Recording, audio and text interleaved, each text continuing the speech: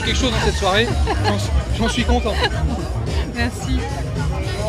Dehors, peut-être bon. Tu veux carrément... On va se trouver là, ça va être pas mal. Hop, je me trouve un endroit pas meuble. Voilà, ça va aller. Patrick Champ, bonsoir. Bonsoir.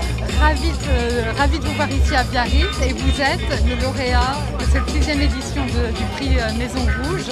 Félicitations. Merci. Heureux? Oui, très heureux, il fait beau, il y a du monde, j'ai le prix. Il y a le buzz. Est-ce que vous pouvez nous parler un peu de votre livre? Je vais essayer d'en dire du bien sans en dire du mal. Donc c'est l'histoire d'un journaliste qui est à Nantes, qui a une 50aine d'années et à qui on demande d'écrire des portraits des personnalités importantes de la culture à Nantes. Et c'est quelqu'un qui est un peu en contradiction avec son époque, donc il n'est pas très à l'aise pour écrire ses portraits. Et en plus, il va avoir des problèmes parce que son fils est lié à une histoire de revenge porn, vous voyez ce que c'est, et il va être de plus en plus mis à l'écart, au point de se réfugier dans la deuxième partie du roman, dans la maison où il était étudiant, où il a fait ses études, qui elle-même va bientôt être détruite. Donc c'est une réflexion, une méditation sur l'existence, sur l'époque, à travers un personnage et des personnages. On en découvrira plus en avant, en courant l'acheter. Il faut l'acheter. Oui, d'ici quoi, une quinzaine de jours il va sortir? Je crois qu'il sera en librairie le 22 août. Alors moi j'ai une question pour vous, parce que vous êtes professeur de français. Quel âge ont vos élèves? C'est des élèves entre 15 et 20 ans environ. D'accord, donc des lycéens. Lycéens plutôt. Ouais. Et est-ce qu'ils lisent encore et comment est-ce que c'est difficile? Ça dépend. Je pense que les lycéens sont un peu le reflet de la population en général. Il y a une petite partie des classes où des élèves lisent ou vont lire en tous les cas, et une grande partie qui ne lisent pas, mais je ne suis pas sûr qu'il y ait un écart énorme avec l'ensemble de la population. Et qu'est-ce que vous faites pour leur donner l'envie de lire? Qu'est-ce que vous leur faites découvrir? En fait, j'en parlais avec, je ne sais plus qui, hier, avec Frédéric Schifter. On disait, pour leur donner envie de lire, il faudrait les empêcher de lire, leur dire ne lisez pas. Que ce soit un oui, parce interdit que et qu'ils comme tout le monde leur conseille de lire, il n'y a plus d'interdit. Et enfin, si, il y a des auteurs qui sont plus ou moins interdits, mais ils pensent que c'est une évidence. Je pense qu'il faudrait redonner cette... que ce soit subversif de voilà, lire. on fait ça en cachette.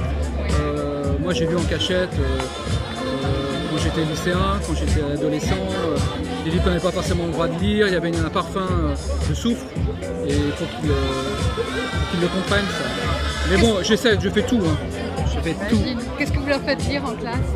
Qu'est-ce que vous leur avez fait lire cette année? Il y a des livres au programme, je fais lire... vous êtes tenu par certaines obligations. Balzac, Maupassant, les grands classiques, Baudelaire. Et on vous a comparé à Flaubert et Stendhal, j'ai vu. Très gentil, je suis écrasé par ces comparaisons. C'est merveilleux, mais vous continuez la tradition de la littérature française. Oui, mais enfin, c'est tellement des personnages importants que c'est difficile, mais qui ont été subversifs à leur époque. Et pour moi, c'est effectivement Stendhal, Flaubert, Balzac. Dans les romanciers, c'est les plus importants en France, avec Proust. Donc, j'essaie de m'inscrire tout en étant quand même un auteur contemporain. Enfin, c'est compliqué. Mais je pense qu'il y a une histoire de la littérature dans laquelle j'essaie de m'inscrire. J'ai hâte de découvrir votre livre. J'espère que ça vous ennuiera pas, parce que j'ai j'ai toujours peur d'ennuyer avec mes livres, donc j'essaie qu'ils ne soient pas ennuyeux. Quand vous écrivez, vous pensez à votre lecteur ou vous êtes dans votre histoire? Je suis dans mon histoire, mais il faut qu'elle m'intéresse moi. Et je me dis, si ça ne m'intéresse pas moi, le lecteur ne va pas s'y intéresser. J'essaie d'être le plus sincère possible, enfin, le plus intelligent possible, le plus drôle. Si, je pense un peu, mais c'est pas le premier... Je ne suis pas obnubilé par ça, mais j'y pense quand même. Et vous êtes un satiriste aussi. Oui, j'essaie de faire rire. Oui, je me souviens de votre livre de dialogue entre Jean-Michel Larquet et... Mais vous vous souvenez de ça? Oui. C'est incroyable. Et oui, je m'en souviens. J'étais très fan. D'ailleurs, il faudrait que je le ressorte et que je le relise, peut-être avant de lire le nouveau après. Oui, c'est pas vrai. Oui, je m'en souviens. Oui. C'est incroyable. Et Sampé aussi, vous avez travaillé avec Sampé. Effectivement, oui, Sampé avait... J'ai travaillé avec Sampé, il avait fait des dessins pour le petit livre. Mais c'est vieux, c'était il y a 30 ans. J'étais tout jeune, c'était grand comme ça. C'est un beau souvenir. Ah ouais, pour moi c'était un très beau souvenir. J'avais écrit avec un ami, donc...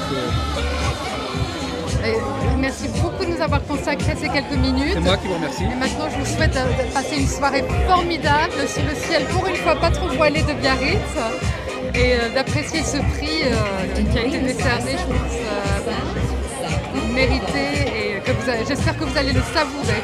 Bien, oui, je le savoure. Je suis très content d'être là et d'avoir le prix. Merci beaucoup. Bel été à vous et puis bonne rentrée littéraire aussi. Merci beaucoup Patricia. C'était Noémie pour Radio Biarritz.